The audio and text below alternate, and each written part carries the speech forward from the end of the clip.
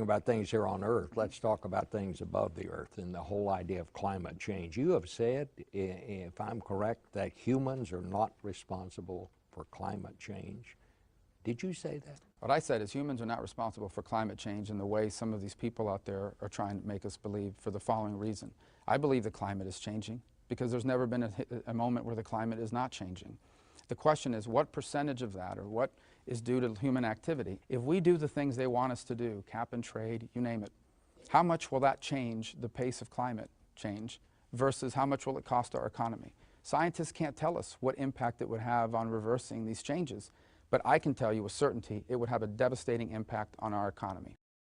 President, and that's the part where so when John Hudson says, Governor, that you know, global warming is real, yeah, and Republicans can't ignore it, is he right? I think global warming may be real. Whether it's man-made or not is the point that Governor Perry was opining on, right? And it is not unanimous amongst scientists that it is disproportionately man-made. And so, you know, have a conversation about this, defend your views. What I think on the left I get a little tired of is this idea that, the sanctimonious idea that somehow science has decided all this and so therefore you can't have a view. Science has decided that stem cell research, embryonic stem cell research is the way to go, and if you don't agree with that, that somehow you're, you know, Cro-Magnon man or something like that. When in fact, embryonic stem cell research has been successful. It's all adult stem cells that's created scientific discoveries these days. So, you know, it's easy to fall into this trap that's created by the left. And I think Governor Perry, as it relates to global warming, has every right to suggest that it's not a certainty, that it's all disproportionately Well, speaking of Governor man-made. Perry, this is what.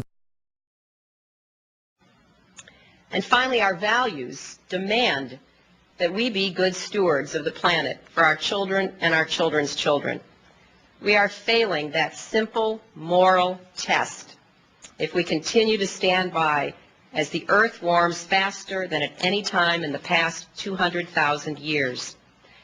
I have seen firsthand and have heard from the natives in places from Point Barrow, Alaska to Svalbard, Norway, about the consequences of global warming. And now, thanks to former Vice President Al Gore, who has been a committed visionary on global warming for more than 2 decades, everyone can see those consequences for themselves at a local movie theater. But this is not a time, I would argue, for hand-wringing or despair, despite the formidable challenges we confront. We can fix these problems together by changing to a clean energy future fueled by innovation and efficiency. It's also a time for a new approach to climate change. We know we've got to deal with global warming. We're seeing the effects of it. You know, diseases are moving north from the tropics that we never saw before. Not just plant diseases and animal diseases, but human diseases. We're seeing more intense storms. We know we have to reduce our greenhouse gas emissions, but we've got to do it in a way that builds up our energy infrastructure and puts millions of people to work. We need to invest in clean energy technology today so that we can create new high-paying jobs to protect our environment, to grow our economy, and to finally break our addiction to foreign oil. I think this can be a win-win, and I look forward to working with you to make it so. I just want to know what your basic feeling is on climate change, because I know you're thinking of running for president, and in some states, you know, you could get independents like me. I've said that. I am available to the Rand Paul campaign, but not if I don't think you're seeing this issue realistically. What is your view on it? I think the best way to do this is like, Bill, I think you're fading out here. I'm not sure I can hear the question. No, I'll give you the straight poop on this. There's abundant evidence that carbon is increasing and has increased since the industrial age. All I ask for is that the solution has to be a balanced solution and that you have to account for jobs and jobs lost by regulation. And I'm not against regulation. I think the environment has been cleaned up dramatically through regulations on emissions as well as clean water over the last 40 or 50 years. but I don't want to shut down all forms of energy such that thousands and thousands of people lose jobs. Plus, we're a growing population, and as we grow, we need more energy, and maybe cleaner energy will supplant less clean energy over time, and it already is. But I don't think that shutting down dramatically one form of energy is a good idea for an economy. Well, that sounds like you're pretty open to renewable energy, which is great because, you know, when you use the job excuse, I mean, the truth is that new forms of technology create jobs, not destroy jobs. Wouldn't you agree with that? Well, yeah, and here's a good example of where I think we could work together on it.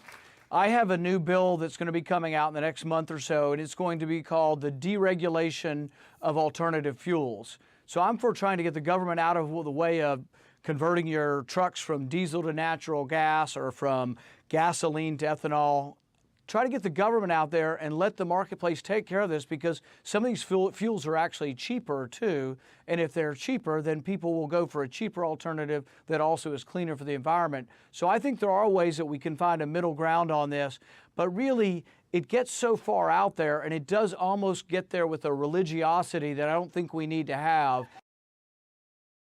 You said yesterday that you wanted millions of young voters to turn out. But you just said, you know, you're against pot, you're against gay marriage, you don't believe that global warming is man-made. Those are issues that if you look at the polls, young people are completely have a different view of that. Are you out of step with most young voters, and how do you convince them given that? Well, let me take one of the components of your question and address it directly, then let me address your broader question. You mentioned global warming. I'm a big believer that we should follow the science and follow the evidence. If you look at global warming alarmists, they don't like to look at the actual facts and the data. The satellite data demonstrate that there has been no significant warming whatsoever for 17 years. Now that's a real problem for the global warming alarmists, because all of the computer models on which this whole issue was based predicted significant warming, and yet the satellite data show it ain't happening. But what if there is something to it? I mean, let's say, you know, a lot of people say the science is clear. Most people say the science is clear. But let's say that it's not. Let's say it's not clear. Why not do everything we can to reduce our carbon footprint? Wouldn't that be good to have some humility about it and maybe think? Okay, let's talk about having humility. I read this morning a Newsweek article from the 1970s. Talking about global cooling. And it said the science is clear, it is overwhelming, we are in a major cooling period, and it's going to cause enormous problems worldwide. And the solution for all the advocates in the 70s of global cooling was massive government control of the energy sector, of our economy, and aspects of our lives. Now, the data proved to be not backing up that theory, so then all the advocates of global cooling suddenly shifted to global warming. And they advocated it's warming, and the solution, interestingly enough, was the exact same solution: government control of the energy sector and every aspect of our lives. But then the data don't back that up. So if you notice, the term has shifted, and now suddenly it's climate change.